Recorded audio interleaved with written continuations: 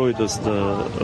drejtorave që sot janë në burgun e Fierit. Jam pyetur nga gjykata dhe nga prokuroria e posaçme për rrethanat e ngjarjes. Kam dhënë përgjigjet e mia shtruese në raport me informacionet që kam patur, kallëzimin, përpilimin e kallëzimit, depozitimin e tij. Jam pyetur në mënyrë intimiduese për deklaratat publike, deri diku është shkuar edhe në kërkesë llogarie nga ana e avokatërve të mbrojtës të personave të akuzuar, është kaluar në interpretime politike, është kaluar në akuza politike, është kaluar edhe deri diku në ridikulim të situatës dhe zgjedhjeve të vitit 2023, ka patur dhe pyetja a fitova apo jo Bashkinë e Tiranës, por sigurisht avokatërve mbrojtës, me që kjo pyetje ishte një çështje që nuk është në themel të